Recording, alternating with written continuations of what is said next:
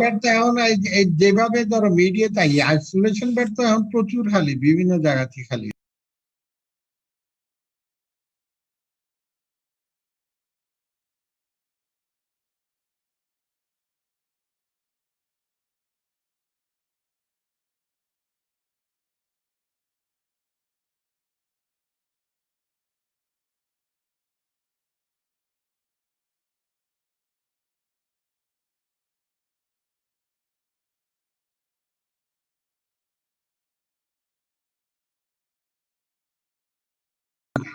আপনাদের স্বাগত জানাচ্ছি ডক্টর কাজী আখতার হাসানের পরিকল্পনা ও দিক নির্দেশনায় ভোরের কথা সংলাপে। দর্শক, করোনা ভাইরাসের আক্রান্তের সংখ্যা যেমন বাড়ছে, বড় হচ্ছে মৃত্যুর মিছিল। জীবনের ঝুঁকি নিয়ে সম্মুখ যুদ্ধ হিসেবে কাজ করে যাচ্ছেন ডাক্তাররা, মাঠ পর্যায়ে কাজ করে যাচ্ছেন প্রশাসনিক কর্মকর্তারা এবং জনপ্রতিনিধিরা সহ রাজনীতিবিদরা।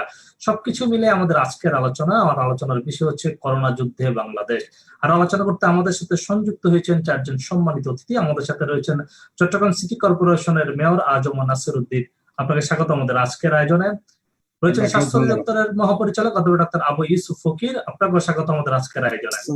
আমাদের সাথে রয়েছেন আওয়ামী লীগ নেতা ফায়াজুল হক, রাজু ভাই আপনাকে স্বাগত আমাদের আজকের আয়োজনে। রয়েছেন চট্টগ্রাম ফিল্ড হাসপাতালের প্রতিষ্ঠাতা ও সিও ডাক্তার বিদ্যুৎ বড়ুয়া, আপনাকে স্বাগত আমাদের আজকের আয়োজনে। আজম নাসির, আপনাকে দিয়ে একটু আলোচনা আমি শুরু করতে চাই। যে আমি বলছিলাম যে আক্রান্তের সংখ্যা বাড়ছে মৃত্যুর মিছিল। চট্টগ্রামের বেশ কিছু জায়গায় রেড জোন জারি করা হয়েছে। আপনি একদম শুরু থেকে মাঠ পর্যায়ে কাজ করে আসছেন, আমরা দেখেছি বিভিন্ন গণমাধ্যমে আপনি একদম সব দিকে ছুটে বেরিয়েছেন এই করোনা যুদ্ধে বাংলাদেশকে সামনে এগিয়ে নিতে। এখন সবশেষ কি অবস্থা আছে আপনার চট্টগ্রাম সিটিতে? ধন্যবাদ আপনাকে। গত 26শে মার্চ থেকে আসলে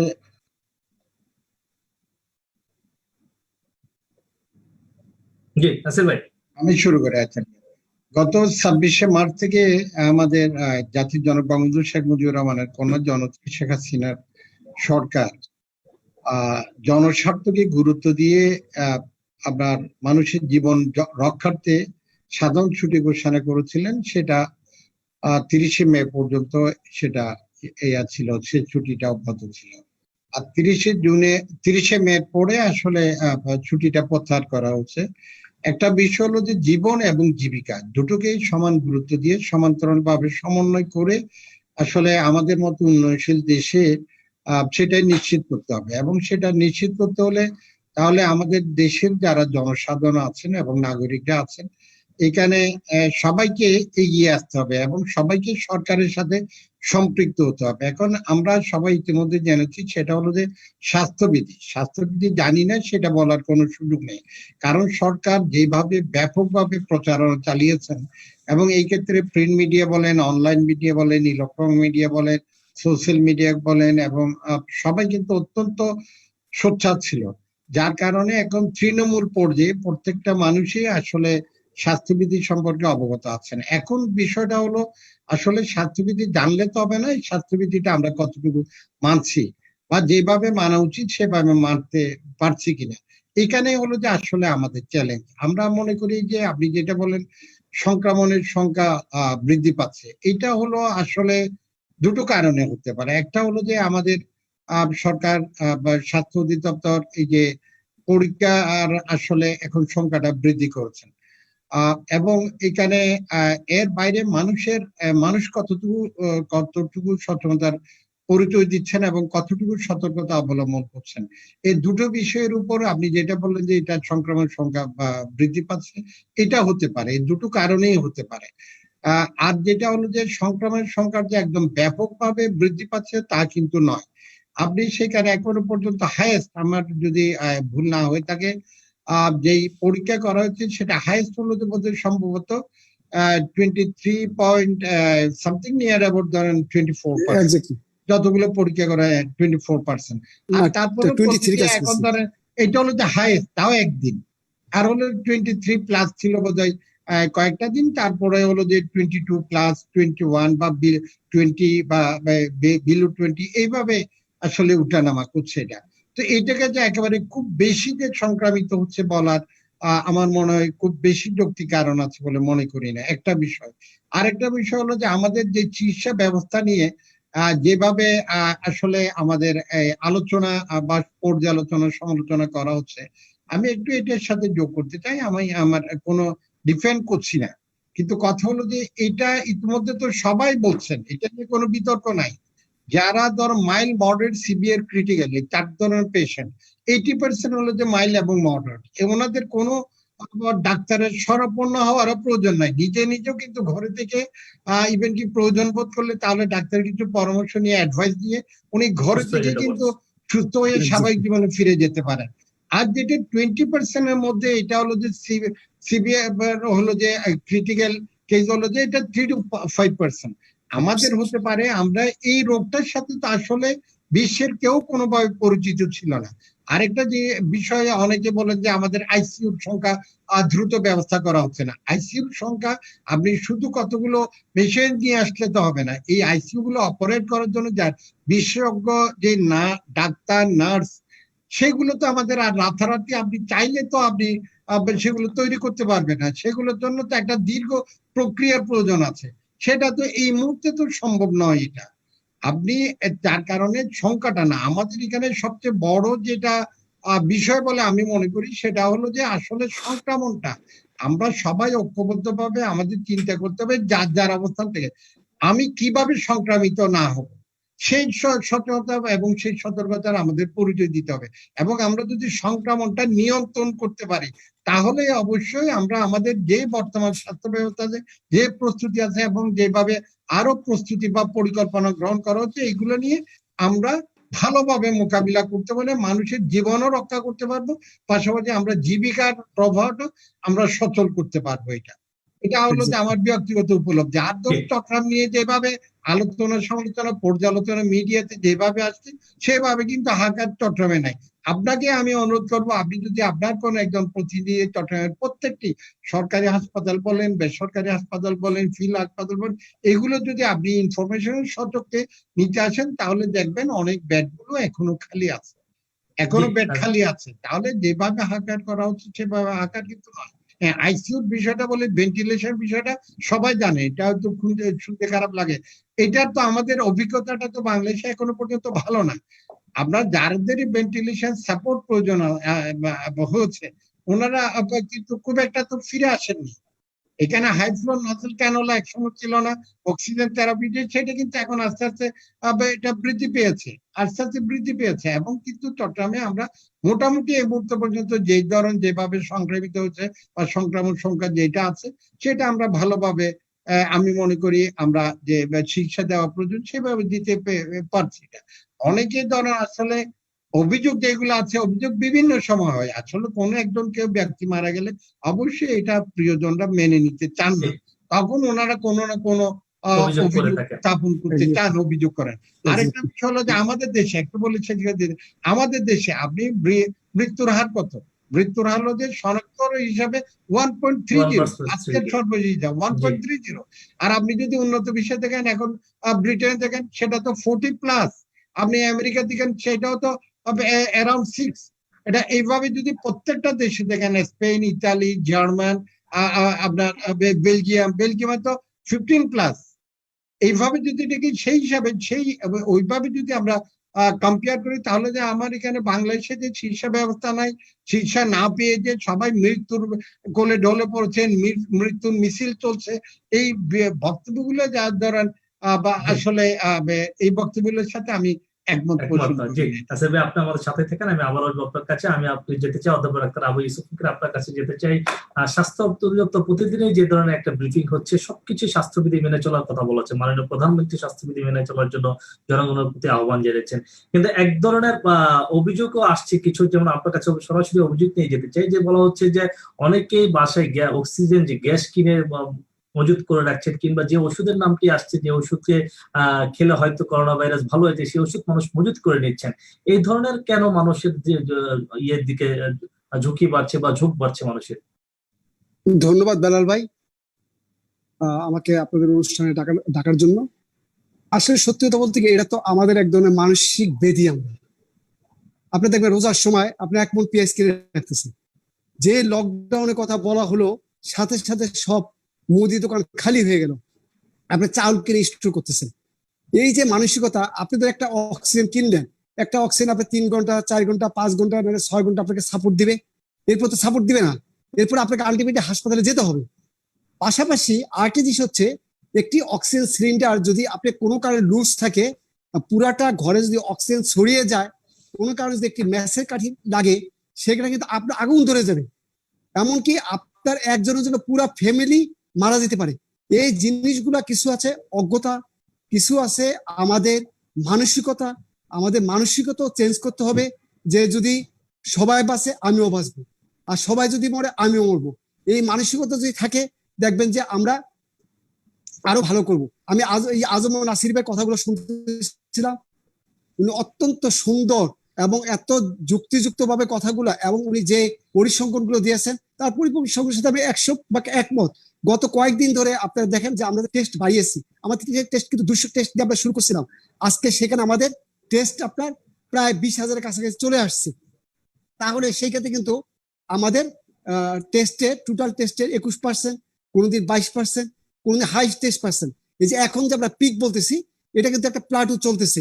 আমার বিশ্বাস সপ্তাহখানিক 15 দিনের মধ্যে দেখবেন যে আপনি কমে যাবে। আর যে এটা তো সত্য যে আমরা অনেক ক্ষেত্রে যেইভাবে যথাযথভাবে বিধিগুলো মানা উচিত ছিল, সেইভাবে আমরা আসলে মানি না। এটা না মানার আরেকটি কারণ হতে পারে, যেহেতু আমাদের দেশ ওরকম না, মানুষ হয়তো ওইটাকে এবং জীবিকা আমাকে দুইটি চালাতে হবে।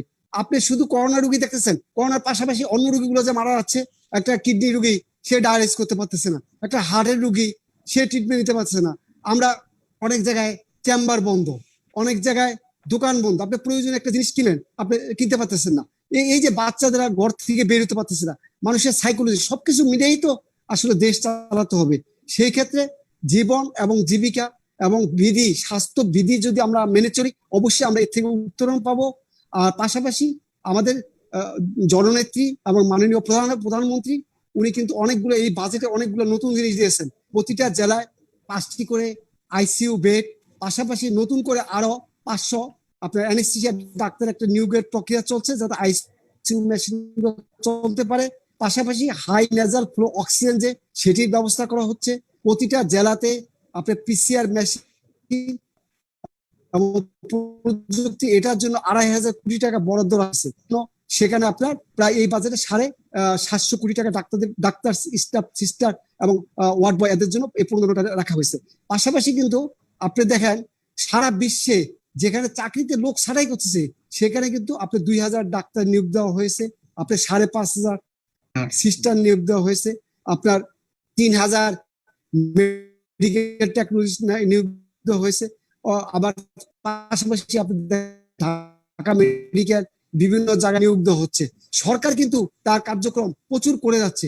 এখন কিছু লোক আছে বিরোধিতা করার জন্যই, বলার জন্যই বলে, কিছু বলতে হয়, না বললে তাদের মাথা খারাপ হয়ে যায়, এই জন্য তারা ঈর্ষান্বিত হয়ে উল্টাপাল্টা কথা বলে। আমি তো মনে করি যে প্রতিটা জায়গায় সরকার খুব সুন্দরভাবে কাজ করে যাচ্ছে। আমাদের ডিজি অফিস বলেন, আমাদের জনপ্রশাসনের লোকজন বলেন, পাশাপাশি আমাদের যারা রাজনীতিবিদ আছে এরা কিন্তু ঘরে ঘরে যে সেবা দিচ্ছেন, এবং অনেকে কিন্তু করোনা আক্রান্ত হয়ে গেছে এই সার্ভিস দিতে। যে আমি মনে করি আমাদের কোনো ত্রুটি নেই। হয়তো আপনি 2-1জনের কথা বলবেন, 2-1জন চাল গম নিচ্ছে, সেটা পার্সেন্টেজ কত? আপনি 64,000 গ্রামের মধ্যে সেটি হয়তো 4 জন বা 5 জন বা 10 জন, সেটি কিন্তু কোনো পার্সেন্টেজের আওতায় আসে না আসলে। পার্সেন্টেজ এতই নগণ্য, তারপরে কিন্তু তাদের বিরুদ্ধে আমাদের মাননীয় প্রধানমন্ত্রী কিন্তু ব্যবস্থা নিয়েছে, কাউকে কিন্তু উনি চুল পরিমাণ ছাড় দেয়নি।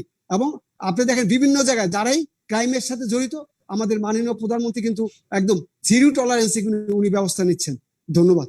জি, আমি আবার আসবো আপনার কাছে। আমি একটু ফায়াজুল হক রাজু আপনার কাছে যেতে চাই যে এই করোনা ভাইরাস যখন বাংলাদেশে প্রথম ধরা পড়লো 8ই মার্চ, ঠিক কয়েকদিন পরে জাতির পিতা বঙ্গবন্ধু শেখ মুজিবুর রহমানের জন্মশতবার্ষিকীর আয়োজন করা ছিল, কিন্তু মাননীয় প্রধানমন্ত্রীর নির্দেশে সব আয়োজনই পুনর্বিন্যাস করা হয়েছে। আপনি সেই আয়োজনের সাথে জড়িত ছিলেন আমি যতটুকু জানি, কিন্তু আপনার কাছে যেটা জানতে চাই যে সেখানে 10 লক্ষ লোকের অ্যারেঞ্জমেন্ট ছিল।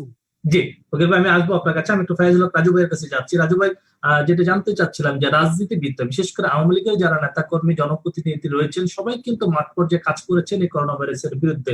বলা যায় যে মাননীয় প্রধানমন্ত্রীর নির্দেশে একদম গ্রাম অঞ্চল থেকে, তৃণমূল থেকে সবাই ছড়িয়ে পড়েছেন। যার কারণে কিন্তু এমপি মন্ত্রী থেকে শুরু করে সংসদ সদস্যরা আক্রান্ত হচ্ছেন, আওয়ামী লীগের নেতা কর্মীরা আক্রান্ত হচ্ছে, অনেকে এই পৃথিবীর মায়া ছেড়ে চলে গেছেন আমরা দেখেছি। আপনি একজন রাজনীতিবিদ হিসেবে আসলে কিভাবে দেখতে চান বিষয়গুলো? ধন্যবাদ আপনাকে বেলাল, এবং আপনার মাধ্যমে ভোরের পাতার অগণিত দর্শক যারা আজকে এই অনুষ্ঠানটি দেখছে তাদের সকলকে শুভেচ্ছা সালাম, এবং এখানে আমাদের যারা অনুষ্ঠানে আজকে পার্টিসিপেট করছেন সকলকে আমি শুভেচ্ছা জানাচ্ছি। আপনার প্রশ্নটি খুবই আমি মনে করি যে সময়োপযোগী, কারণ আমরা সবাই এটা দেখেছি যে দোষ ত্রুটি বা বিচ্যুতির কথাগুলো যদি আমরা বলি সেগুলো থাকতেই পারে, কারণ এটা এমন একটা মহাযজ্ঞ, এমন একটি যুদ্ধ অবস্থা তৈরি হয়েছে গোটা বিশ্বে এবং পরবর্তীতে বাংলাদেশে সহ সব জায়গায়, আমাদের পার্শ্ববর্তী দেশগুলোতেও। আমি মনে করি যে আমাদের যে সীমিত অর্থাৎ লিমিটেশনস ছিল, আমাদের যে শর্টকামিং ছিল, কারণ অ্যাজ আই সেড এখনই যে গ্লোবাল একটা চ্যালেঞ্জ কিন্তু এটা ছিল, আমি আগের টকশোগুলোতে এই কথাটি বলেছি। সেই জায়গায় যদি আপনি দেখেন, বাংলাদেশ কিন্তু একটি ছোটখাটো দেশ, আমাদের লোকসংখ্যা বেশি, বাট আমাদের যে প্রস্তুতি যে বিষয়টি, প্রথমে আমরা কিছু ত্রুটি বিচ্যুতি আমাদের ছিল, এটা আমরা কম বেশি সকলে এটা স্বীকার করি, সরকারও এটা স্বীকার করে নিয়েছে, কারণ এর জন্য প্রস্তুতি থাকার যে প্রোগ্রাম বা প্ল্যান থাকা সেটা কিন্তু অনেক দেশেরই ছিল না, উন্নত দেশেও ছিল না। সেই সমস্ত কিছু উত্তরণ ঘটিয়ে একটা পর্যায়ে গিয়ে কিন্তু আপনি দেখেন ব্যাপকভাবে সারা দেশে, বিশেষ করে রাজনৈতিক কর্মীদের যদি সম্পৃক্ততার কথা আমরা রাজনৈতিক নেতৃবৃন্দের যদি সম্পৃক্ততার কথা আমরা উঠাই, এবং সর্বাগ্যে যদি দেশের নেতৃস্থানীয় অবস্থায় আছেন, অর্থাৎ মন্ত্রিসভা থেকে শুরু করে মাননীয় সংসদ সদস্যগণ থেকে শুরু করে মোটামুটি সকল পর্যায়ের জনপ্রতিনিধি, প্রায় 60,000-এর উপর কিন্তু জনপ্রতিনিধি নির্বাচিত সারা দেশে বিভিন্ন পর্যায়ে বিভিন্ন স্তরে, এই সকলেই কিন্তু এটাকে আরেকটি 71-এর যুদ্ধের থেকেও বড় কিছু হিসাবে কিন্তু নিয়েছে। এবং মিডিয়া আমরা যারা দেখেছি, যে মিডিয়া সহ অর্থাৎ electronic media, print media, even social মিডিয়াতে, হ্যাঁ অনেক সময় আমরা অনেক কিছু নেতিবাচক দেখেছি। এইসব দিয়ে আমাদের অবশ্য বাছাই করলে হবে না বা যাচাই করলে হবে না। আমাদের যেই লক্ষ্যটি ছিল যে মিনিমাইজ করা, অর্থাৎ ড্যামেজ কন্ট্রোল করা, আমাদের এত বড় একটি মহামারীর সামনে আমরা আজকে আমরা সেই জায়গায়। আপনি কি শুনতে পাচ্ছেন বেলাল ভাই? জি রাজু ভাই, আপনাকে শুনতে পাচ্ছি। জি শুনতে পাচ্ছি রাজু ভাই, আপনাকে শুনতে পাচ্ছি। একটা ইন্টারাপশন আসছে আর কি আমার দিকে। যাই হোক, তো আমি যে কথাটি বলছিলাম যে এরকম একটি সম্মুখ যুদ্ধে, একটি মহামারীর যুদ্ধে আমরা যখন সকলে অবতীর্ণ, সেই জায়গায় আমাদের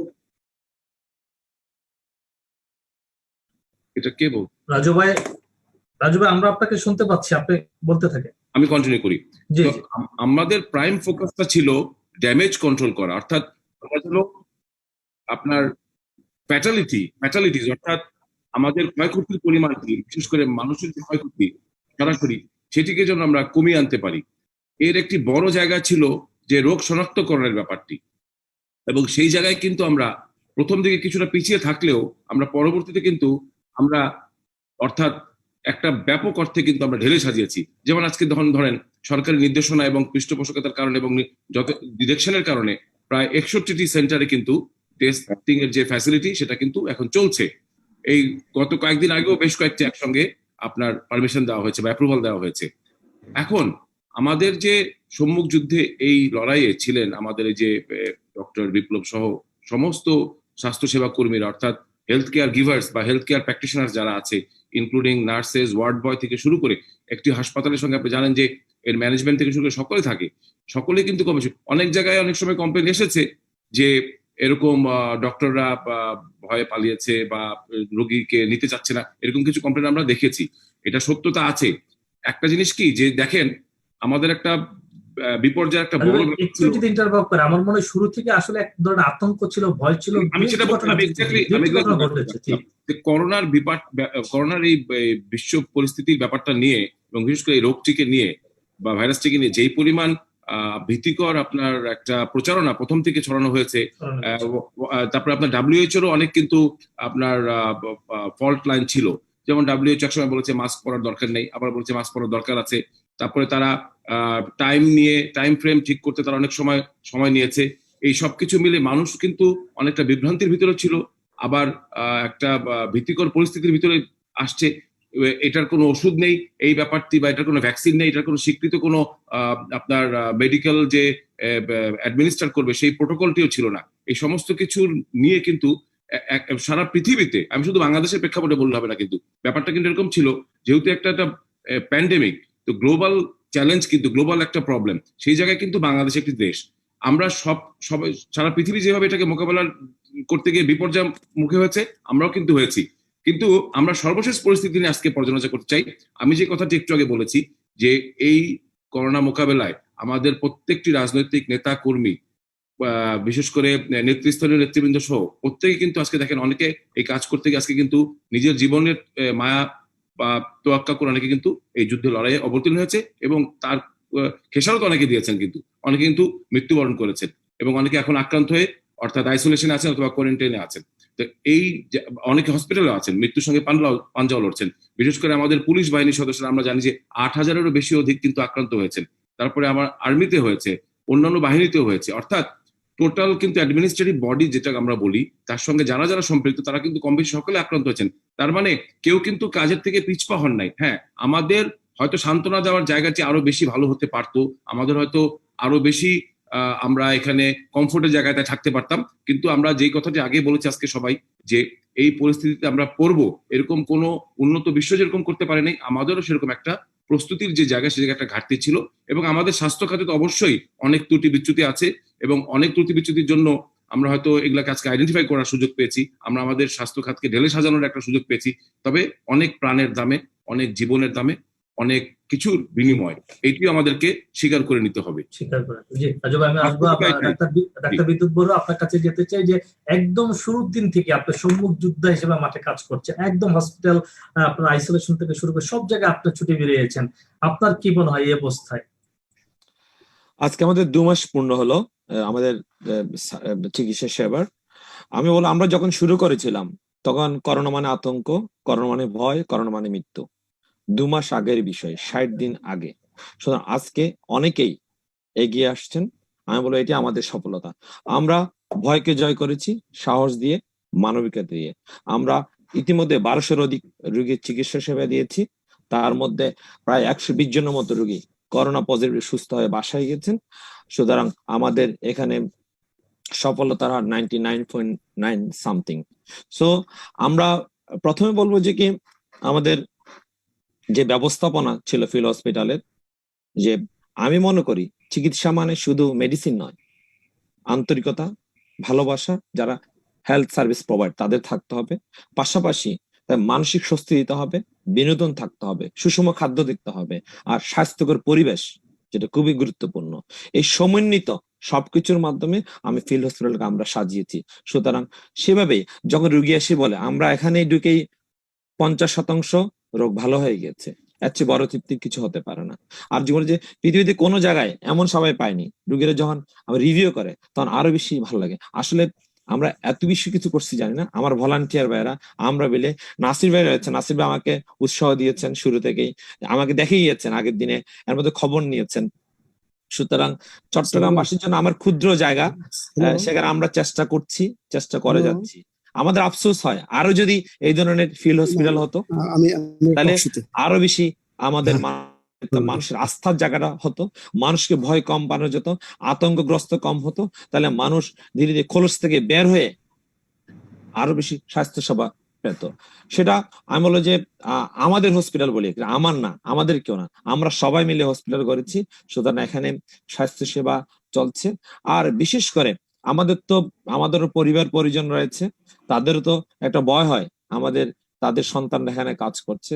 এই জন্য শুরু থেকেই আমি স্বাস্থ্যবিধি, সুরক্ষা, চিকিৎসকদের সুরক্ষার বিষয়ে একেবারে A to Z 95 marks, proper পিপি, হেড শিল্ড থেকে শুরু করা, শু কভার শুরু করা, পুরো গামবরটা পুরো অনেকটা যুদ্ধে যাওয়ার মতো যে প্রস্তুতি একজন সৈনিকের থাকে, সে অদৃশ্য যুদ্ধকে জগতে, সেটা আমরা নিশ্চিত করেছি। এবং সেটা নিশ্চিত করেছি তাদের থাকা, তাদের স্যানিটাইজিং, তাদের টয়লেট শুরু করা, সবকিছু মানে সুস্বাস্থ্য পরিবেশ। আমি বিশ্বাস করেছি যে আমার ভলান্টিয়ার বেড়া, আমরা যদি সুস্থ থাকি তাহলে আমরা সেবা দিতে পারবো। ইনশাল্লাহ আপনাদের দোয়ায় আমাদের প্রত্যেকটা কর্মী, প্রত্যেকটা এখনো পর্যন্ত আজকে 60 দিনের মাথায় এটা গর্ব করে বলার মতো যে এখন সবাই সুস্থ আছেন। হয়তো নন সিমটমেটিক করোনা পজিটিভ থেকে নেগেটিভ হয়ে গেছি, এটা হতে পারে, কিন্তু আমাদের কোনো মেসিভ কোনো ম্যাসাকার নেই, সবাই সুস্থ। এখন দিনের পর দিন ওরা নির্ভয়ে কাজ করছে, আরো বেশি মানে ভয়হীন ভাবে কাজ করছে। আতঙ্ক এটা কিছুটা কমে গেছে বলা যায়। আতঙ্ক কিছুটা কমেছে বলবো না, আমাদের অনেকটাই কমে গেছে আমাদের মধ্যে। জি। সেটা আমাদের বডি ল্যাঙ্গুয়েজ দিয়ে বোঝা যায়। শুধু আমি যা বলি সাহায্য হবে না, যারা চট্টগ্রামে রয়েছেন, নাসির ভাই রয়েছেন, তাদের যদি নাসির ভাই ঘুরে যায়, নাসির ভাই অনেক সাহসী হয়ে গেছেন, সেটা ভালো লাগে। যত মানুষ এই করোনার সাথে কাজ করতে যাবে আসলে সাহসী হয়ে যাবে। সুতরাং আমরা চেষ্টা করছি চট্টগ্রামবাসীর জন্য যে সরকারকে সহায়তা করার জন্য। আসলে এটা সরকারের সহায়তা কেন্দ্র, আমরা কিছু সার্ভিস দিনের পর দিন প্রোভাইড করি। আমরা যারা এক সময় যেসব রোগী ভর্তি হতো তাদের আমরা স্যাম্পল কালেকশন করতে পারতাম, আমার ভলান্টিয়াররা উদ্যোগ নিয়েছি, শিখিয়েছি। আমাদের শাকিল স্যার যে বিআইটির যে চিফ রেজিস্ট্রার উনি শিখিয়েছেন। আমাদের ভলান্টিয়ার আমাদের যারা ভর্তি রোগীর স্যাম্পল কালেকশন করে, আমরা অতি দ্রুত যাতে রিপোর্ট গুলো পাই সে ব্যবস্থা করেছি। সুতরাং আমরা বলবো যে একটা সমন্বিত স্বাস্থ্য ব্যবস্থা যদি সরকার আরো বেশি উদ্যোগ নেয়, অনেক কিছু নিয়েছে সরকার, তো সরকার দায়িত্ব পালন করছেই, আমরা নাগরিক হিসেবে কি দায়িত্ব পালন করছি সেটা প্রশ্ন নাগরিকদের করুন। যারা এত সমালোচনা করে তাদের সে প্রশ্নটা দেন না। সরকার তো লকডাউন দিয়েছে, অনেক কিছু করেছে, পুলিশ নামিয়েছে, আর্মি নামিয়েছে, আমরা কি মানছি? এমনকি পুলিশকে লাঠি পেটা করে মেরে ফেলবে সরকার? সুতরাং সরকারের সমালোচনা কর, সরকার নির্দেশ দেবে, এই নির্দেশ মানা পালন করার দায়িত্ব তো সাধারণ জনগণের। আমরা গর্ব করে কানাডার প্রধানমন্ত্রীর ভাষণকে ভাইরাল করি, উনি কানাডার প্রধানমন্ত্রী, বাট ওনাদের নাগরিক তো কানাডার নাগরিক। সুতরাং আগে সুনাগরিক হন, কানাডার নাগরিক মতো নাগরিক হন, তারপর কানাডার প্রধানমন্ত্রীর কথা বলবেন। অ্যাবসলিউটলি সরকারের অনেক কিছু করছে, অনেক কিছু করেছে। সুতরাং আমরা নাগরিক হিসেবে অনেক কিছু করিনি, নাগরিক হিসেবে যদি অনেক কিছু করতাম তাহলে আমি শিওর করোনা পরিস্থিতি বাংলাদেশে আরো বেশি কম হতো। আমি একটা জিনিস আমি একটা জিনিস বলতে চাই, সেটা কি যে এখন যে সংক্রমণের যে পেসটা অর্থাৎ গতি, সেটা কিন্তু অনেকটা মিডিয়াম পেসে এসে গেছে।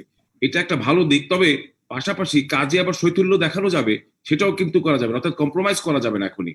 কারণ করোনা প্রতিরোধের যে সমস্ত পথগুলো সেটা কিন্তু বন্ধ হয়ে যায় নাই, বরং ওষুধ নাই বা ভ্যাকসিন নাই, এটা একটা বাস্তবতা। পাশাপাশি এটাকে মোকাবেলা করার জন্য যে মেকানিজমটা দরকার ছিল, একটা ডিভাইস করা, অর্থাৎ by now we have been able to devise a mechanism through which we can actually face the pandemic. এটা কিন্তু আমরা বুঝেছি, যেমন কি কি ওষুধ অ্যাডমিনিস্টার করতে হবে, কি কি কাজ করতে হবে, রোগীকে কিভাবে আইসোলেশনে নিতে হবে, সেখান থেকে নেক্সট স্টেজ কি হবে, এই যে টোটাল মেকানিজমটা সেটা কিন্তু আমরা মোটামুটি রপ্ত করেছি over the last couple of months বা লাস্ট কাপল অফ উইকস।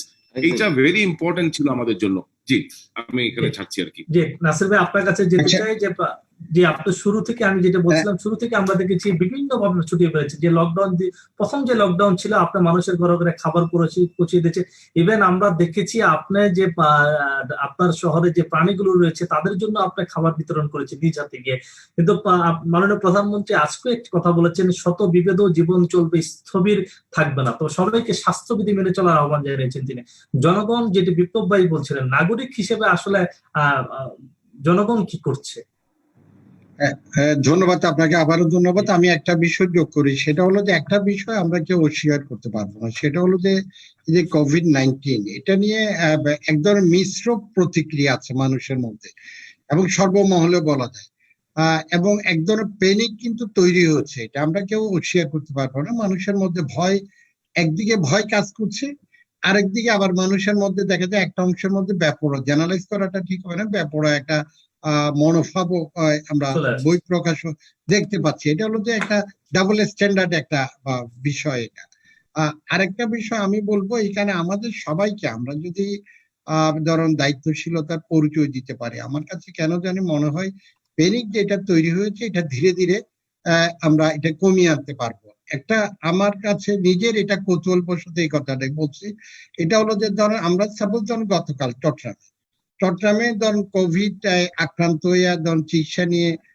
মৃত্যুবরণ করেছেন কয়জন, বা ধরে নিলাম যারা সমালোচনা করেছেন একেবারে হসপিটালে ভর্তি হতে পারেন না বা চিকিৎসা পান নাই বা আপনার এই যে করোনা উপসর্গ নিয়ে মৃত্যুবরণ করছেন কয়জন, একবারে সর্বোচ্চ ধরেন।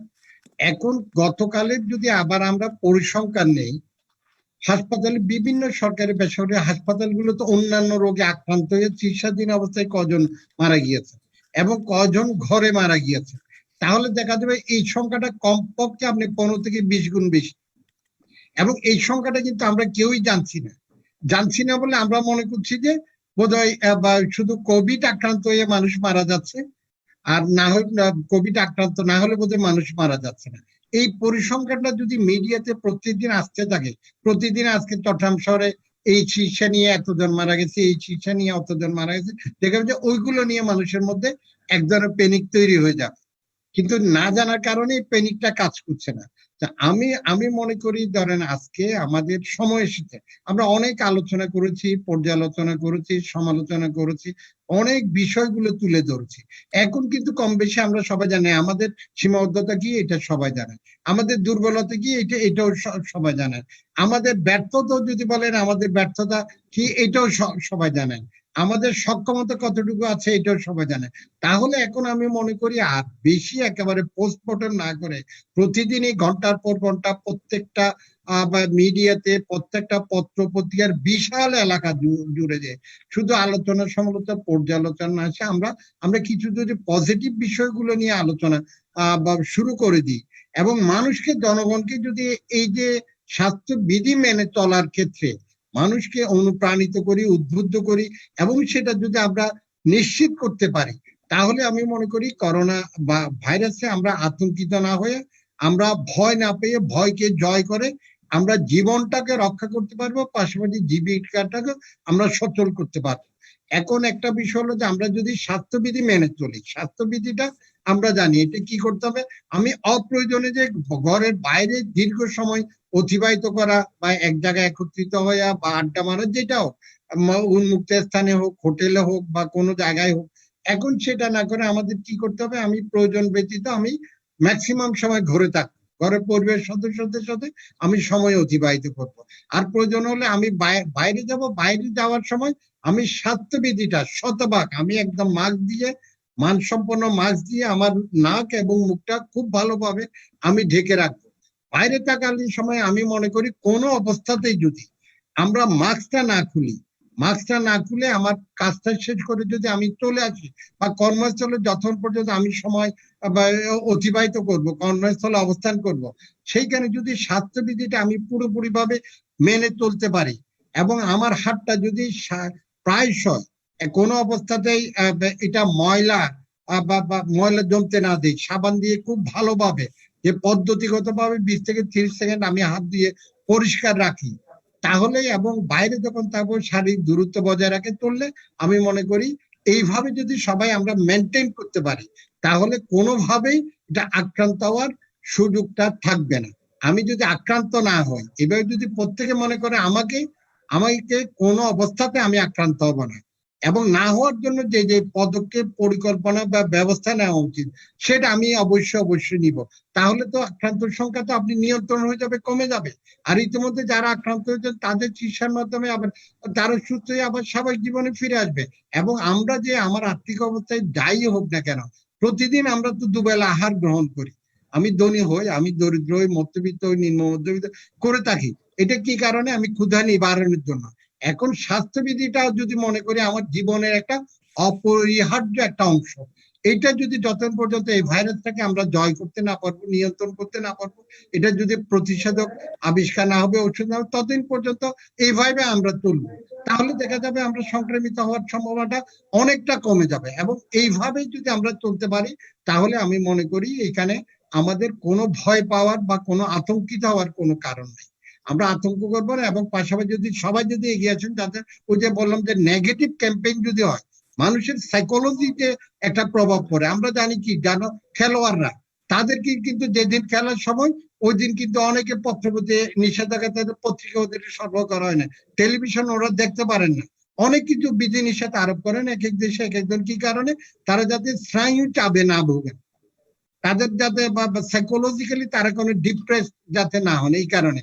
এই ক্ষেত্রে আমি মনে করি অনেক হয়েছে, এখন আমাদের কিন্তু এখন থামা উচিত এবং থেমে আমরা পজিটিভ দিকে যদি আগাই, আমরা আস্তে আস্তে ধীরে ধীরে যে মানুষকে উদ্বুদ্ধ করে, অনুপ্রাণিত করে, উজ্জীবিত করি এবং স্বাস্থ্যবিধির সাথে যদি সম্পৃক্ত করি, মেনে নেওয়ার মানসিকতা তৈরি করতে পারি, তাহলে দেখা যায় পাশাপাশি যেগুলো বিশেষজ্ঞরা আছে ওনাদের পরামর্শ আছে, টেস্টের সংখ্যা বাড়ানো, এবং তাদেরকে শনাক্ত করা, এবং যাদেরকে শনাক্তের সাথে যারা কন্টাক্ট ট্রেসিং করে তাদেরকে আইসোলেট করা, আসলে তাদেরকে জি হোম কোয়ারেন্টাইন বা এই যে ইনস্টিটিউশনাল কোয়ারেন্টাইন বা হোম আইসোলেশনে, এবং যাদের চিকিৎসা দেওয়া প্রয়োজন তাদের জন্য চিকিৎসা ব্যবস্থা করা, এগুলো যদি আমরা প্যারালালি পাশে সাইড বাই সাইড করতে পারি, তাহলে আমি মনে করি আমরা করোনা সামাল ভাইরাসকে দেওয়া জয় সম্ভব। করতে পারবো।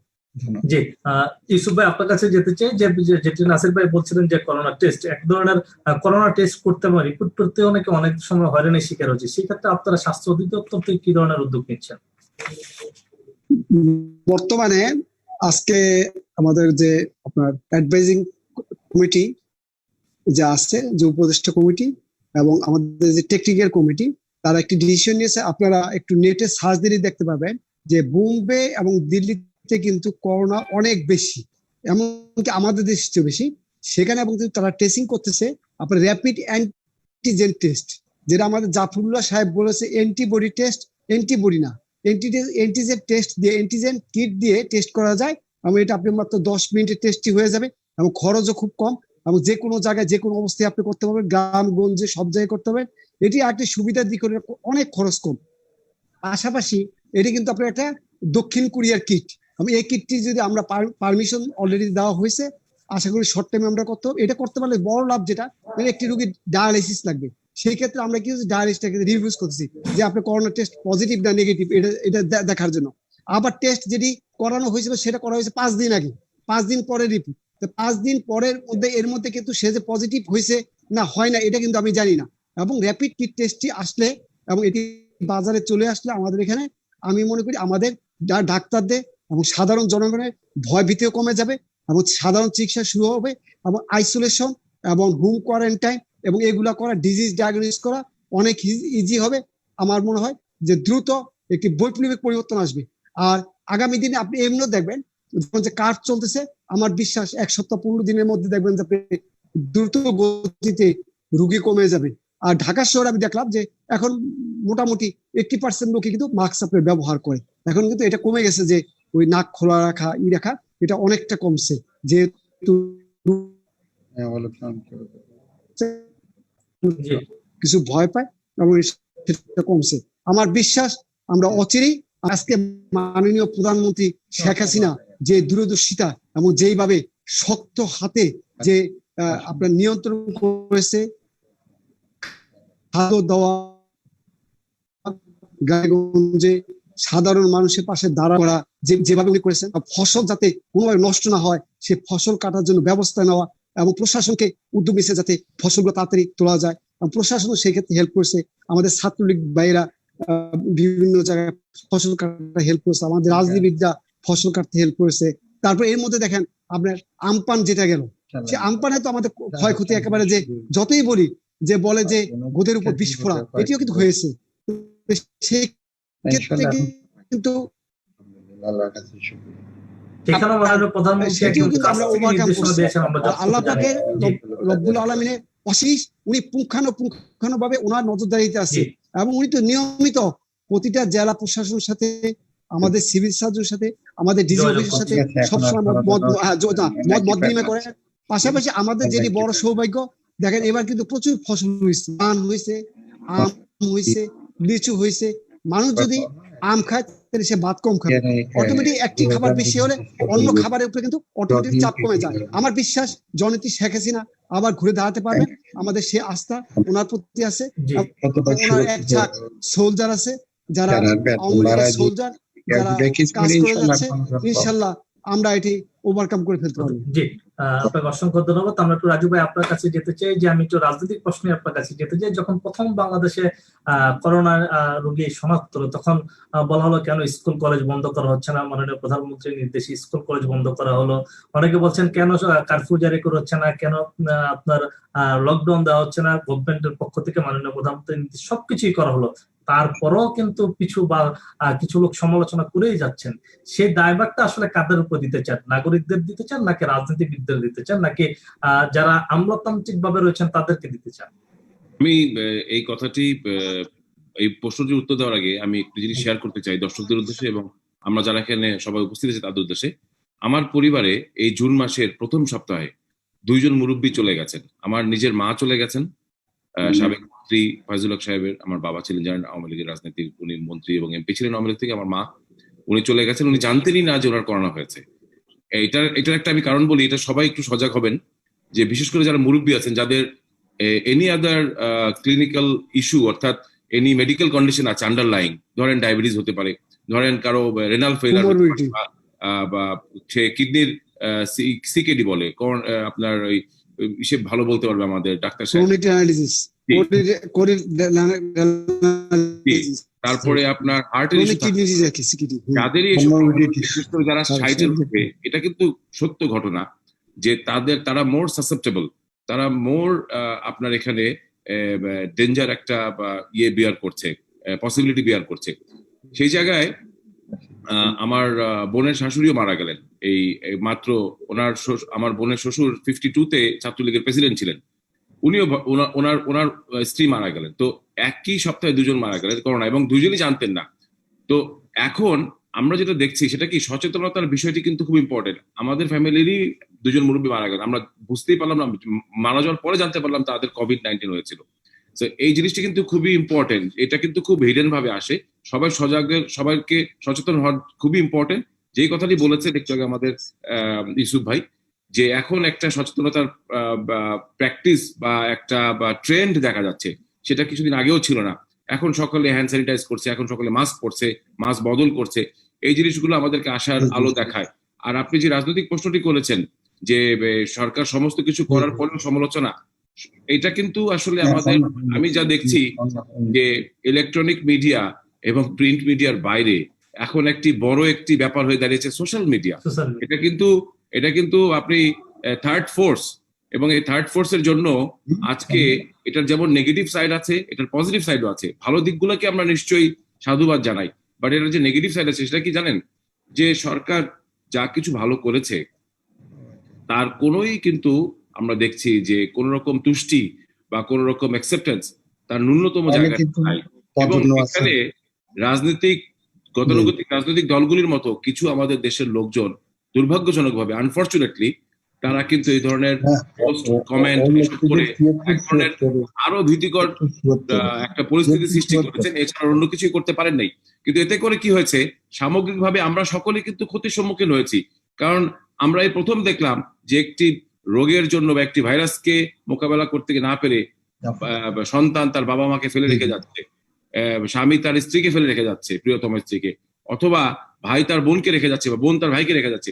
এই যেরকম একটি পরিস্থিতি, এটা কিন্তু আমাদের কালচারে নাই, বাঙালি কালচারে তো ছিলই না আবহমান কাল জয়ী। কিন্তু সেই নতুন একটা জিনিস দেখলাম, যে মৃত্যুর ভয় এমন ভাবে ঢুকে দেওয়া হয়েছে এবং এই ভাইরাসটি নিয়ে এমন ভাবে একটা ভীতিকর পরিস্থিতি তৈরি করা হয়েছে। হ্যাঁ, এটা সত্য যে এটার কোনো ভ্যাকসিন নেই, এটার কোনো ওষুধ নেই, বাট আমরা তো এটাও জানি যে আমি নিজে আমার মাকে কিন্তু কবরস্থানে ঢুকিয়েছি। এবং উনি যখন দেখলাম উনি বাসায় গিয়ে, আমি এটা কিন্তু সারা দেশবাসীর জন্য বলছি, আমি যখন ওনাকে বাসায় গিয়ে দেখলাম যে উনি শুয়ে পড়ে আছেন বিছানায়, কারণ আমি তো প্রথমে মনে করছিলাম হার্ট অ্যাটাক হয়েছে। আমরা যখন শিকদার মেডিকেল গুলশানে নিলাম, আমি জাস্ট একটা আউট অফ কিউরিওসিটি ভাবলাম যে একটা টেস্ট করে রাখি দাফন করার আগে, ইট কুড বি কোভিড, এবং এক্স্যাক্টলি তাই হলো, পজিটিভ। কারণ পজিটিভ কিন্তু ফলস আসে না, নেগেটিভ ফলস আসে, ফলস নেগেটিভ হয়, পজিটিভ খুবই নেগেটিভ আসে না। আমাদের বড়ু আছে এখানে, বিদ্যুৎ সেবা বলতে পারবে। তো আমরা যেটা বুঝলাম সেই কথাটি বলতে চাচ্ছিলাম, যে এই যে মানুষের ভিতরে একটা সচেতনতার বিষয়, এটা কিন্তু খুবই ইম্পর্টেন্ট। যদি আম্মাকে আরো 15 দিন আগে টেস্ট করাতে পারতাম, তাহলে একটা ফাইট দিতে পারতাম। টেস্টের বিষয়টি খুবই ইম্পর্টেন্ট। ইউসুফ ভাই বলেছেন যে কথাটি, র্যাপিড টেস্ট প্রয়োজন অ্যান্টিজেন পদ্ধতিতে। এটি কোরিয়াতে সফল হয়েছে। তারা জানেন যে তারা ছোট ছোট কিওস্কের মতো করে ড্রাইভ থ্রু, অর্থাৎ আপনি গাড়ি নিয়ে থামবেন, আপনি আঙ্গুলটা দিবেন, জাস্ট প্রিক করবে, বা ডায়াবেটিস টেস্টের মতো, এটা করে আপনি চলে যাবেন, এবং then you are getting the result. আমাদের যেহেতু মাননীয় মেয়র সাহেব আছেন, আজম ভাই, নাসির ভাই, তাকে বলছি যে আপনি চিটাগং এয়ারপোর্টকে কিন্তু ইন্টারন্যাশনাল এয়ারপোর্ট, এটাকে কিন্তু একটা আন্তর্জাতিক মানে কিন্তু এটাকে অপারেট করতে হবে এই কোভিড পরিস্থিতির ভিতরেও। কারণ বাস্তবতা এটাই যে জীবন ও জীবিকার তাগিদে আমাদের কিন্তু সমস্ত অ্যাক্টিভিটি স্লোলি ওপেন আপ করতে হবে। সেই ক্ষেত্রে দুবাই এয়ারপোর্টের মতো, সিঙ্গাপুর এয়ারপোর্টের মতো এবং আপনার মালয়েশিয়ান এয়ারপোর্টের মতো আমরা যদি এখানে র্যাপিড টেস্টের একটা ব্যবস্থা এবং আস্থাভাজন লোকদেরকে দিই, অর্থাৎ একটা team, it could be even from navy, air force, তারা সম্পৃক্ত হতে পারে, তাদের টিম মেম্বার এখানে থেকে যদি টেস্ট গুলা করায়, কারণ এখানে যেন কোনো ফলস সার্টিফিকেট বার করতে না পারে। বাংলাদেশের প্যাসেঞ্জার 4 জন অলরেডি জাপানে গিয়ে আমাদের কিন্তু দুর্নাম এনেছে। আমরা চাই না আরেকটি সংবাদ শুনেছি যে চায়না সাউদার্ন এয়ারলাইন্সের 17 জন প্যাসেঞ্জার গিয়ে চায়নায় ল্যান্ড করার পর আপনার দেখা গেল on arrival they were detected to be positive, Covid positive. এই জিনিসগুলো যেন না হয়, তাহলে আমাদের একটা ব্র্যান্ডিং এর অসুবিধা হবে, আমাদের একটা বিশ্বব্যাপী একটা অ্যাকসেপ্টেন্সের নেগেটিভ ইমেজ। এক্স্যাক্টলি, কারণ আমরা চাচ্ছি খুব দ্রুত ওপেন আপ হতে। আমরা যত ওপেন আপ হতে পারবো, আমাদের ইকোনমিক অ্যাক্টিভিটিস ডোমেস্টিক এবং আন্তর্জাতিক দুই পর্যায়ে কিন্তু আমরা এটাকে একটা অন্য জায়গায় নিয়ে যেতে পারবো, তাড়াতাড়ি আমরা ক্যাচ আপ করতে পারবো। আমরা যদি সুযোগটা যেন না হারায় ফেলি, কারণ আমাদের অনেক বিদেশি শ্রমিক আছে যারা বিদেশে ছিল, মাইগ্রেন্ট ওয়ার্কার্স, তারা কিন্তু বাংলাদেশে এসেছে, তাদেরকে আবার বাইরে পাঠাতে হবে। এই সুযোগগুলো সৃষ্টি করার জন্য কিন্তু acceptability is very important. And acceptability তখনই হবে যখন you have an acceptable level of testing facility at your airport. এটা খুবই ইম্পর্টেন্ট। আমি মনে করি যে স্বাস্থ্য বিভাগের যারা আছেন, যদি স্বাস্থ্য অধিদপ্তরের আজকে অন্য কেউ এই অনুষ্ঠানটি দেখেন বা স্বাস্থ্য মন্ত্রণালয়, তারা নিশ্চয়ই এটাকে খুব সিরিয়াস ভাবে কগনিজেন্সে নেবেন। এটি আমার একটি অনুরোধ। আর আর সরকারি ভাবে যে চেষ্টা হয়েছে, আমরা তো সবাই দেখেছি, দেশবাসী কয়েক মাস পরে বোঝা যাবে যে বাংলাদেশ আওয়ামী লীগ, বিশেষ করে মাননীয় প্রধানমন্ত্রীর নেতৃত্বে যে এই সময়কালে যেই ড্রাইভিং সিটে বসে মাননীয় প্রধানমন্ত্রী এককভাবে, এটা আমরা বলতেই পারি যে উনি আসল প্রধান সেনাপতি এই যুদ্ধের ক্ষেত্রে, এবং উনি আমাদেরকে যেভাবে নির্দেশনা দিয়েছেন, হ্যাঁ কম বেশি আমাদের অনেকের ভুল ত্রুটি থাকতে পারে, আমাদের শর্টকামিং আছে, আমাদের লিমিটেশন আছে, আমাদের চাওয়া পাওয়ার হিসাবে অনেক ব্যত্যয় হয়েছে, এটাও সত্য। আমাদের যেমন পারিবারিক ভাবে আমরা নিজে ক্ষতিগ্রস্ত হয়েছি, অনেকে ক্ষতিগ্রস্ত হয়েছেন, কারো মা মারা গেছে, কারো আত্মীয় স্বজন মারা গেছে, কারো আপন সন্তান মারা গেছে, তারপরেও আমরা ঐক্যবদ্ধভাবে কিন্তু মোটামুটি এটাকে মোকাবেলা করার এখনো চেষ্টা করে যাচ্ছি। এটি আমাকে আশার আলো দেখায়। ধন্যবাদ আপনাদেরকে। জি, বিদ্যুৎ ভাই আপনার কাছে যেতে চাচ্ছি। বিদ্যুৎ ভাই, যেটি বলছিলেন রাজু ভাই, যে আসলে জানতেনই না তার আমার কোভিড, উনি মারা যাওয়ার পরে তিনি চেষ্টা করলেন যে আসলে কোভিড পজিটিভ হতে পারে, এরকম নিজের ইচ্ছে থেকেই টেস্ট করেছিলেন। এরকম আশঙ্কা থেকে আসলে আসলে কি করা যায়? না, এখানে একটা মিনিট, এত যে আতঙ্ক হলো, আমি এই কথাটি খুবই ইম্পর্টেন্ট। আমি জনাকে নিজ হাতে শোয়ালাম, আমি যে ধুলাম, আমি জনাকে জড়ায় ধরলাম, আবেগী হয়ে কান্নাকাটি করলাম, আমার বোনটা করলাম, আমাদের ফ্যামিলির আর কারো কিন্তু হয় না। আমরা কিন্তু 2বার টেস্ট করেছি এবং 2 ডিফারেন্ট জায়গায় টেস্ট করেছি। তো এটা নিয়ে এত যে আতঙ্ক করা হয়েছে যে করোনা পেশেন্ট মানে একদম তার কাছে যাওয়া যাবে না, তাকে ছোঁয়া যাবে না, এটাও কিন্তু আমার মনে হয় না। এটার একটা সায়েন্টিফিক একটা ব্যাখ্যা দরকার। জি বিপ্লব ভাই। আসলে আপনার করোনা ভাইরাসের যে মৃত্যু হার এই বিগত 3 মাসে, তার চেয়ে অন্যান্য রোগে সারা বিশ্বে অনেক মারা গিয়েছে, কিন্তু সোশ্যাল মিডিয়াতে মিডিয়া প্রচার এটাকে বেশি আতঙ্কগ্রস্ত করেছে। আপনার ওদের Ebola virus, influenza, SARS virus আগে যেগুলো হয়েছে, যে ইবোলা ভাইরাসের 25% মৃত্যুর হার, কিন্তু ফেসবুক ছিল খুবই কম মানুষ জানতো না। সুতরাং আমরা আসলে অতি প্রচার আতঙ্ক থেকে এটা মানুষকে আরো বেশি আতঙ্কগ্রস্ত করেছে। হয়তো মানুষ ভেবেছে এটাকে সচেতন করছে, আসলে না। এই যে আমাদের শ্রদ্ধেয় আজম নাসির সাহেব একমত, আমরা পজিটিভ নিউজ গুলো প্রকাশ করি। আমাদের যেখানে 2% কম 1 মৃত্যুর হার, আমরা কেন বলছি না 100 জনের মধ্যে 99% মানুষ ভালো হয়ে গেছে? আমরা কেন বলছি না এত শতাংশ লোক যে সুস্থ হয়ে বাড়ি ফিরেছে? আমরা বারবার বলছি মৃত্যু হার এত মারা গিয়েছে। সুতরাং নেগেটিভ নিউজ দিয়ে আরো বেশি আতঙ্কগ্রস্ত করছি। সুতরাং পজিটিভিটি থাকতে হবে। যেন আমি বলি আমাদেরকে, I am addicted to humanity এবং পজিটিভিটি। সুতরাং জিনিসগুলো অবশ্যই মানতে হবে। আর comorbidity, diabetes, pressure, kidney disease, 60 বয়স যাদের রয়েছে, তাদেরকে ইমিউনিটি কম থাকে, রোগ প্রতিরোধ শক্তি কমে যায়, যার কারণে এই ভাইরাস সহজে আক্রমণ করতে পারে। এই ভাইরাস আক্রমণ করলে আরো ইমিউনিটি কমে যায়। সুতরাং অন্যান্য রোগ, অন্যান্য ব্যাকটেরিয়া আরো বেশি শরীরে জাগ্রত হয়। সুতরাং আর কিছু করার থাকে না। সুতরাং আপনি খবর নিয়ে দেখেন, যারা মারা গিয়েছেন বেশিরভাগ 98% উপরে তাদের কোমর। কিন্তু আমরা তো কিছু করার নেই, কারণ আমাদের কারণ আমরা টেস্ট করতে পারছি। 2টো উপায় আছে, অ্যান্টিবডি টেস্ট করা, থেকে কোভিড পজিটিভ থেকে নেগেটিভ তাদের অ্যান্টিবডি পরীক্ষা করা, তাদেরকে আলাদা করা, দ্রুত র্যাপিড টেস্ট করা এয়ারপোর্ট গুলোতে। জীবনের জীবিকার সাথে আমি জীবন চলমান থাকবে, জীবিকা মানুষের ক্ষুধার তাড়না যখন জর্জরিত থাকে, কোন রোগ তাকে হার মানাতে পারে না। সুতরাং আমার মনে হয় আগামী দিনে আমাদের সমন্বিত স্বাস্থ্য ব্যবস্থাপনা দরকার, মনিটরিং সেল দরকার, রেগুলেটরি বোর্ড দরকার। সেক্ষেত্রে নির্দেশের সাথে সেটা ঠিকমতো হচ্ছে কিনা। সুতরাং এই করোনা আমাদেরকে অনেক কিছু শিক্ষা দিয়ে গেছে। আমাদের কত বেশি পরিকল্পিত হতে হবে এগুলাতে। হয়তো এই যে রাজু ভাই আমার খুব বড় ভাই ওনার মাকে হারিয়েছে, আমার আন্টিকে হারিয়েছেন, এবার আমার অনেক বন্ধু হারিয়েছি, আমার ঘনিষ্ঠ কলেজের বন্ধুকে হারিয়েছি, আমার এক ঘনিষ্ঠ বড় ভাইকে হারিয়েছি, এমনি তেমন অনেক সংখ্যক লোক কিন্তু তার আপনজনকে হারিয়েছে। সুতরাং আমি বলবো যে যারা নীতি নির্ধারণী করেছিলেন তারাও অনেক আপনজনকে হারিয়েছেন, যেমন স্বাস্থ্য সচিব মহোদয় ওনার স্ত্রীকে হারিয়েছেন, এভাবে আমাদের নেতা নাসিমকে হারিয়েছেন, কামরান ভাই থেকে অনেককে আমরা হারিয়েছি। সুতরাং এখান থেকে আমাদের প্রত্যেকটা মানুষকে যে শিক্ষা নিতে হবে, পলিসি নির্ধারণ করতে হবে, দীর্ঘমেয়াদী পলিসি নির্ধারণ, সে মনিটরিং করতে হবে, রেগুলারলি তাহলে আগামী দিনে সকল আমরা আসলে মুক্ত হতে পারবো।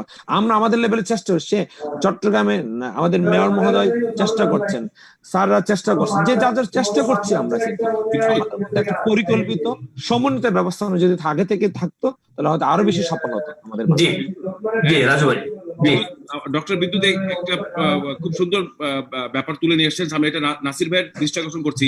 নাসির ভাই, অলরেডি বাংলাদেশে আর্টিফিশিয়াল ইন্টেলিজেন্স ঢুকে গেছে উইথ ডিভাইস। আপনি কন্ট্যাক্ট ট্রেসিং করতে পারবেন বাই ডিভাইস। আপনার অফিসে বসানো থাকবে সিটি কর্পোরেশনে, যদি 500 লোকও এখানে আসা যাওয়া করে, প্রত্যেকে আপনার ওই ফেস আপনার রিকগনিশন ডিভাইস দিয়ে আপনি কিন্তু তাদেরকে ট্রেস করতে পারেন, সব রেকর্ড হয়ে যাচ্ছে, জ্বর ছিল, কার কত টেম্পারেচার ছিল, সমস্ত কিছু রেকর্ড থাকবে এবং এই থেকে আপনি কিন্তু খুঁজে বার করতে পারতেছেন। তো এই মেকানিজমটা যদি আপনি চিটাগং সিটি কর্পোরেশনে খুব দ্রুত সময় বসায় ফেলেন, তাহলে কি হলো, এটা একটা ট্রেন্ড সেট হবে, এটা একটা এক্সাম্পল হবে এবং এর মাধ্যমে কিন্তু নির্ভয় মানুষ অফিসে আসা যাওয়া করতে পারবে, সোশ্যাল ডিস্টেন্সিং নেই, সমস্ত স্বাস্থ্যবিধি মেনেই কাজে ত্বরান্বিত করবে। জি আসিফ ভাই। জি জি আসিফ ভাই, আপনাকে যে আজকের অনুষ্ঠান শেষ করতে চাই, যে সবশেষ আসার কথা একটু শুনতে চাই আপনার কাছ থেকে। আসার কথা হলো যে আসলে আমি একটু আগে আমার ছোট ভাই অত্যন্ত প্রিয় ডাক্তার বিদ্যুৎ বড়ুয়া, ওনার কমিটমেন্ট থেকেই তো ওনাকে কেউ বলেননি, উনি না করলেও এটা চলতো। উনি কমিটমেন্ট থেকেই আসলে মানুষের প্রতি দায়বদ্ধতা থেকেই ফিল্ড হাসপাতাল করেছেন, অনেক পরিশ্রম করে অনেক কষ্ট করে এটাকে দাঁড় করেছেন। ইতিমধ্যে শত শত মানুষ সেখানে চিকিৎসা নিয়েছেন এবং উপকৃত হয়েছেন, সুস্থ হয়ে বাড়ি ফিরে গেছেন। আসলে এই কথাটি এই কারণে বললাম, আমিও একেবারে প্রথম দিন থেকে যখন এটা নিয়ে প্রচন্ড ভাবে এক ধরনের মানুষের মধ্যে আতঙ্ক, যে এটা মানে করোনা আক্রান্ত হওয়া মানে অবধারিত মৃত্যুর মুখে পতিত হওয়া, কিন্তু আমি কোন সময় বাসায় ছিলাম না, আমি সবসময় মাঠে ছিলাম, ব্যাপকভাবে আমি ঘুরে শত মানুষের মাঝে কিন্তু আমি সময় অতিবাহিত করেছি। এটা তো সেই কারণে আমি আমার ব্যক্তিগত অভিজ্ঞতা থেকে বলবো, আসলে যেভাবে এটাকে নিয়ে প্রচারণা চালিয়ে মানুষের মনে যে ভীত সন্ত্রস্ত একটা ভাব তৈরি হয়েছে, আমি বলবো এত ভীত হওয়ার কোনো কিছু নেই। আপনারা এগিয়ে আসুন, আপনারা সচেতন হন, সতর্কতা অবলম্বন করলেই অবশ্যই স্বাস্থ্যবিধি মেনে আপনি স্বাভাবিক জীবনযাপন করতে পারবেন এবং করোনা ভাইরাস দ্বারা আপনি আক্রান্ত হবেন না। এটা আমি ব্যক্তিগত আমার অভিজ্ঞতার আলোকে এই কথাটি আমি সবাই সামনে তুলে ধরলাম। ধন্যবাদ। জি জি, আজম নাসির, ডাক্তার আবু ইউসুফ এবং ফায়াজুল হক রাজু এবং ডাক্তার বিদ্যুৎ বড়ুয়া, আপনাদের চারজনকে অসংখ্য ধন্যবাদ আমাদের কাজকে সময় দেওয়ার জন্য। আমরাও প্রত্যেক দর্শক, আমরা ভোরের পাতাকেও ধন্যবাদ। আমরা প্রত্যাশা করি মাননীয় প্রধানমন্ত্রীর নেতৃত্বে করোনা যুদ্ধে জয়ী হবে বাংলাদেশ, আধার কেটে আবারও আলোর পথে এগিয়ে যাবে মাননীয় প্রধানমন্ত্রীর নেতৃত্বে এই সোনার বাংলা। প্রিয় দর্শক, ভোরের পাতা সংলাপে এই ছিল আমাদের আজকের আয়োজন। এতক্ষণ সাথে থাকার জন্য ধন্যবাদ সবাইকে। আপনার ধন্যবাদ, ভালো থাকেন।